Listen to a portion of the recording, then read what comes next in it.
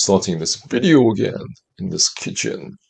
Okay, in this kitchen because I know I have a fridge next to me, and I thought, why not start a video podcast show? Start this video. So I've been trying to do something entrepreneurial for about how long? About 3 or 4 years at this point. I started off. Well, to be honest, to give you some background, I have an economics degree from the London School of Economics. So I was a pretty good student, but I'm kind of introverted, right? And that's probably why I make so many videos and I'm inside a lot. Um, I used to think reading, because I read some dude on the internet said I read a lot of books, right? And that guy wasn't actually that legit. There's a few people in the internet world where their main way of making income is they sell you courses like that charge $1,000 to $2,000. I'm not saying charging courses is a bad thing, but it's like the information in that course is probably worth about 30 quid, but they're selling it for $1,000 or $2,000 on this dream that you should be an entrepreneur, right? I don't think everyone should be an entrepreneur because I've tried it for 3 or 4 years and I actually think it's pretty difficult. Like, you're not guaranteed to win, but the only good thing about it is that you have complete control and autonomy over what you're doing. So you don't have to answer to anyone, right? Like, there's no one telling you what to do. But, I'm also researching, like, there's definitely benefits of being in a job, which is like you get consistent salary each month. The downside is that you don't have a lot of control or autonomy over the projects that you're doing. So, I don't know. I'm just gonna talk about some books and resources that got me started. So I actually think one of the best books I read was called Rich Dad Poor Dad, and there's also his second book. I think it's called The Cash Flow Quadrant, where he talks about investors, self-employment, being an employee, and owning your own business. And I think it got me started. But I think a lot of people tend to sell you courses, and you don't really need to buy a course to try this. I think you should just go and do it. Like, people say that, like, don't wait till you're perfect. Just start and then build up, right? Because your first video, like my first video, no one watches. And I think YouTube is at a point where it's so saturated and it's hard to keep people's attention, right? Like, people probably don't want to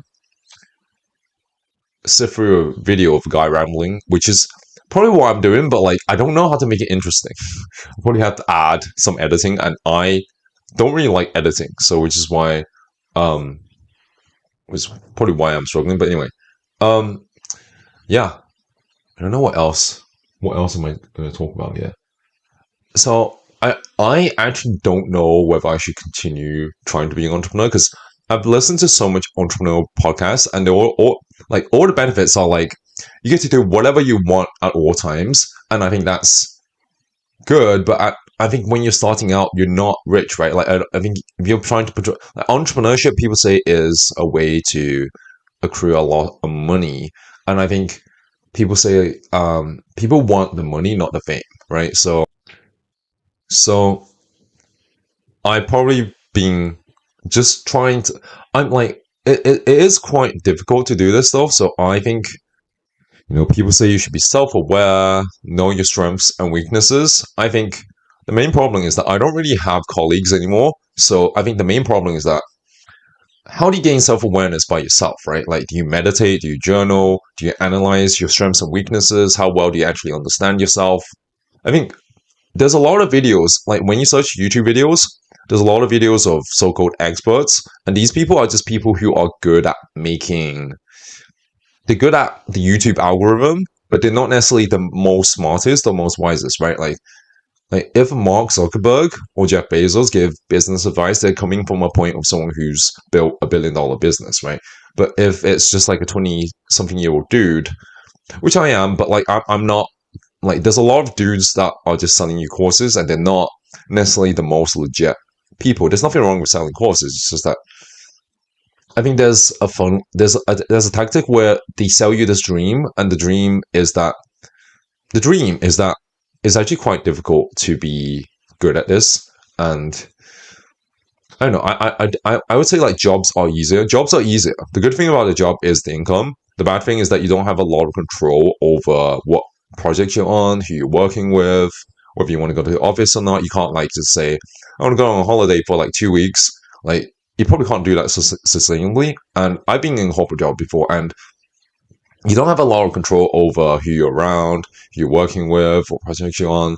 But I think it's more of a set career path that has, you keep getting promoted. I actually don't really know deep into how to win in that game.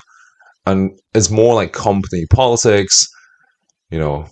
It's not necessarily. So I started exploring this entrepreneurship thing because I thought, well, why not dedicate some time to building a business? The problem is, actually, it's like, what business should I build? What's my strengths? What am I actually good at? Am I building a business that navigates around my strengths, or am I just doing it because I think it's cool? Am I just doing it to be number one, or I should be a number two or number four? It's all these things that like I actually think.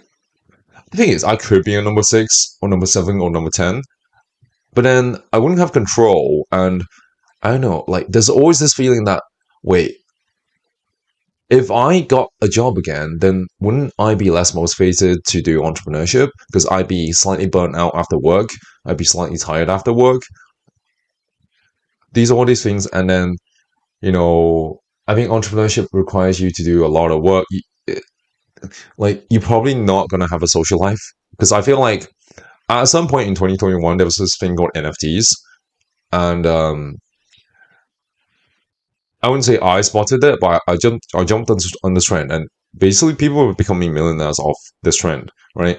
I did not become a millionaire off this trend, but I kind of wish I do wish I started sooner though. Like I think the sooner you start, the more you realize that getting rich is probably not. People say getting rich is achievable. I do think it's achievable, but I don't think it's necessarily easy though. I don't think. I think a lot of get rich quick. I don't. Yeah, a lot of get rich quick schemes are kind of scammy. But it doesn't mean that it's not possible. I just think it's hard. Um, but I don't know. I'm definitely not an expert. I'm just sharing my thoughts on this topic. There's a lot of very smart people in the world. I actually don't know how to access them. I think the only way, one option is just like create content of the things that you think are the most interesting. So I'm probably gonna try that. But I do think it's hard to keep people's attention on the platform.